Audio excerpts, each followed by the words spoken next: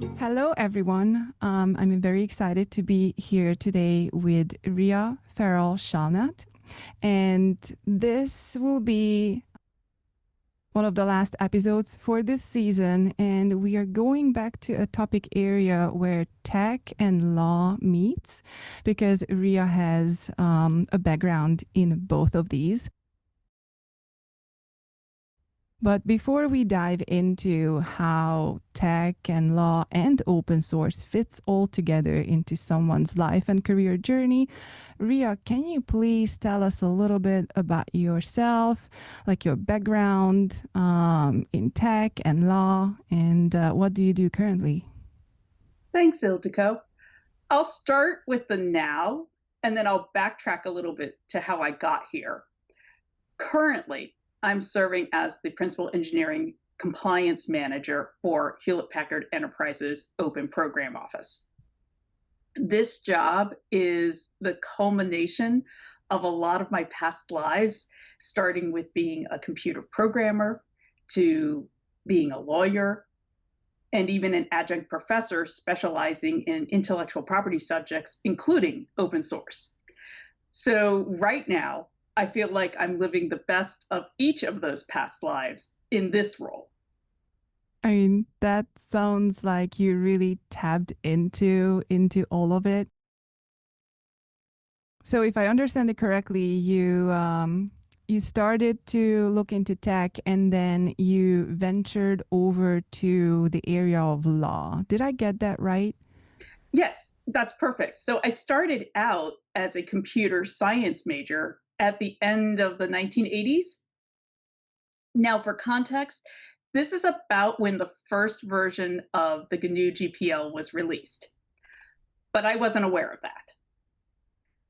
I was really busy working during undergrad and double majoring, so I didn't get to engage in the school community as much as I might have liked to.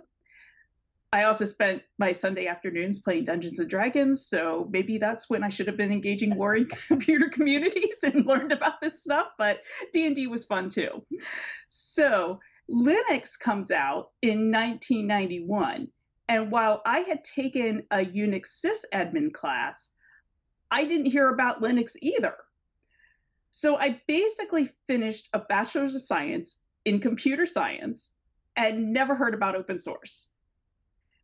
Then my first real job after graduating was with an insurance company. I was coding in COBOL and C, but being an insurance company, they weren't exactly on the bleeding edge of computer technology. So I enjoyed working there while I was learning, and certainly C and COBOL at that time were well within my wheelhouse. But eventually I got bored with just the rote level of computer programming that was going on, the maintenance level of programming. And it was about this time I started to think about, where did I want my future to go? Did I want to stay in programming? Did I want to go back to school and get an MBA and go the business route, or get a more advanced computer science degree and maybe try to engage in something that way? Somewhere along that discernment, I really resonated with the idea of going to law school.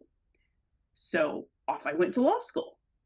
Now, I had some wonderful professors at the University of Dayton where I went to school, and I specifically picked that school because they had a really strong intellectual property program at the time.